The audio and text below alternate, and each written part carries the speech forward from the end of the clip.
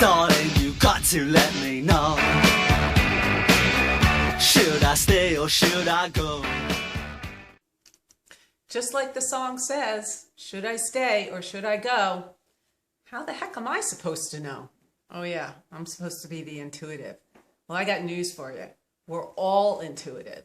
By nature, we're all intuitive. And when we follow our natural instincts and what's organic to us, when we follow what makes our heart sing and makes us feel free and alive and happy and funny and lighthearted and just happy in our own skin, when we follow that, everything works out. Over the last 2 months, I have been getting this question countless times. Most of it has been within the context of a romantic partnership, but sometimes it's been business partners, and it's also been with friendships. So it was suggested to me to devote my newsletter to coming up with some questions that might help people reflect and be more contemplative and raise their awareness around what's going on in this relationship, and also to commit some time and energy to articulating my thoughts in the video. So that's my intention for this month. If you find that you have questions of your own and you'd like to email them to me, feel free, and I will address it on one of the future videos. Also, please put in it whether you'd like to remain anonymous or not. Should I stay or should I go? I want to reframe that question first and foremost, because that's coming out of a mindset that we are leaving behind. It's an old paradigm. It's a predominantly left brain mindset, because whenever we find ourselves asking questions like, should I, have to, ought to, they're looking for questions that are very absolute, answers, I should say, that are very absolute. And we want to look at what is the energy of the question, what's the vibration of the question. It's in a kind of a problem mindset. And we're out of that. We don't need yes, no, black, white, right, wrong answers anymore. We've moved into a more wide sweeping, holistic, broad-minded perspective. People are going inside for the answers more and more. It's more of an abundant type of mindset. So we ask questions in terms of being open-ended that help us to get more descriptive of what's going on inside of us. So I'd like to change the question and reframe it to, how might I experience my fullest potential in this relationship, or even outside of this relationship? How much loving, luminous, light energy do I want to infuse into this relationship?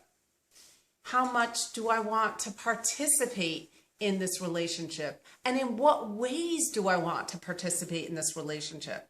There's lots of ways to participate. Remember, energy may change form, but it never ceases to exist. So we can send people love from afar. It doesn't mean we have to have them in our life every single day. We can still be empathetic and loving and caring and realize that they are another light being just like us, and they have their own intuitive guidance center and their own instincts that are helping them to navigate throughout their life, right?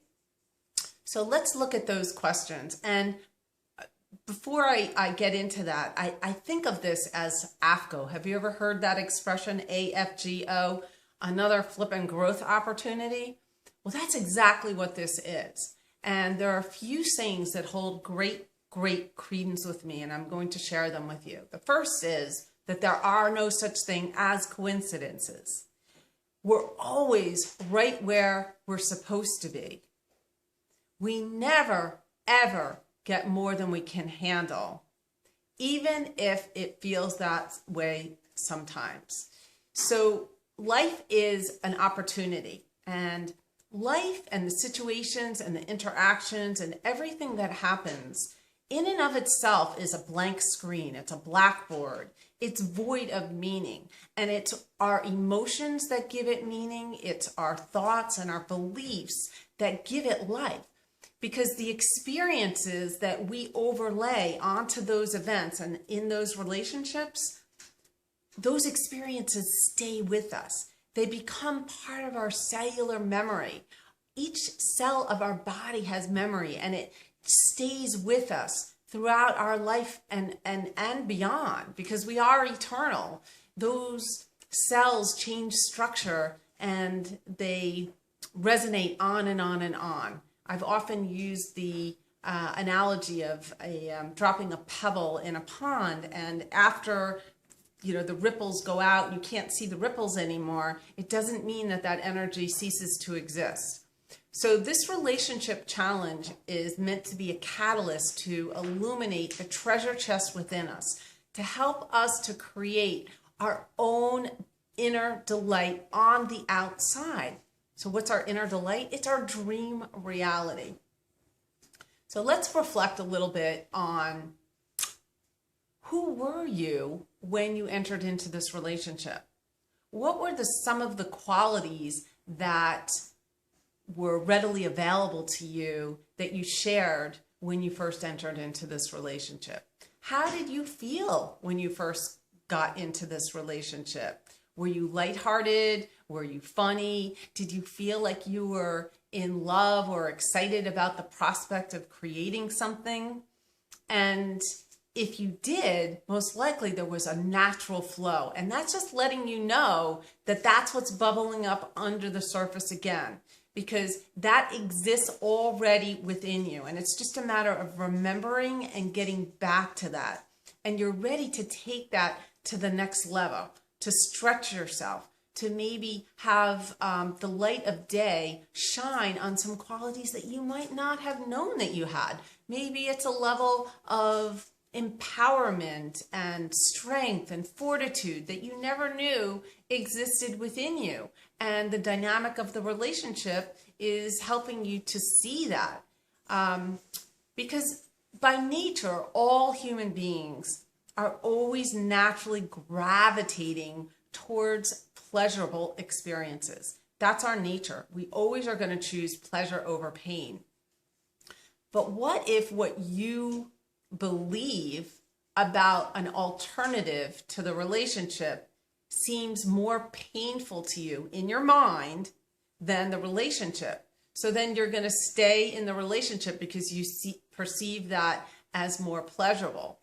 And what if you perceive or believe that being out of the relationship is more pleasurable than the relationship? Then you're going to move towards that.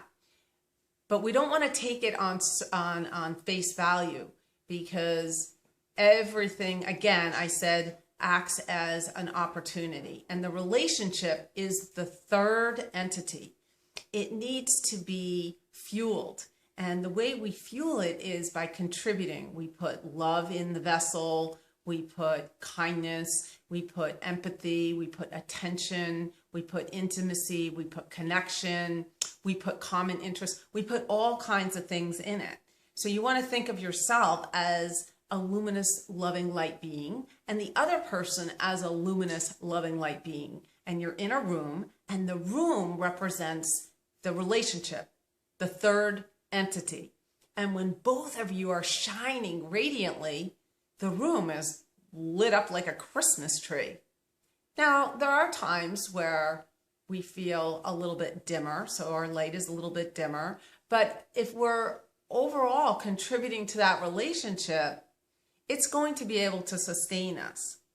If the light in the room is starting to dim out, then it's a matter of what ingredients need to go back into it and how much energy do I want to contribute? And nobody can answer that for you except for you.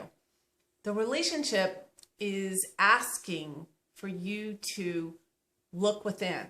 It's asking for you to consider a spiritual perspective, because every single relationship, whatever is happening, is metaphoric for something that's going on between you and your higher self. And this is all about fostering a deeper, more intimate, loving relationship with you and your soul or your higher self or your inner being, whatever it is that you want to call it. So let me just see if I left anything out. Oh, yes. Your senses, your emotions, your thoughts, your physical body are really great signposts for what's going on with you. So if you notice in some situations, if you walk into a room and you have a tightness in your stomach, that's information for you. And you might want to sit down and literally write as if you're writing to your stomach and asking it, you know, what's going on? What are you feeling? Because there's a lot of subconscious thoughts and ideas and beliefs that will come up and they will surface when you take that quiet time and you ask yourself. You hold all of the answers within you. They are in your body, they are in your heart, they are in your emotions, they are in your thoughts, they are in your beliefs. And this is a wonderful thing that is happening because it's going to bring the light of day and it's going to help you bring back your delight, your dream reality that you have the ability to create. So read the newsletter because there are questions in there that you can use when you write. And as always, I just want to thank you all for sharing your presence throughout 2015. It really means a lot to me that you take the time and the energy to place your focus and your attention on these videos, because whether you realize it or not, the fact that you're doing this, you are expanding your circumference of uplifting mindset, and there's going to be other people around you that don't know about this stuff, and they're going to be like, hey, what's she on, or what's he taking? They're so happy all the time, and they're going to be interested. And then you're going to tell them, well, I just surround myself with really loving people. I only watch uplifting things. And then you're going to bring them a notch up for themselves. So you are significant, you are making a difference, and thank you again for watching.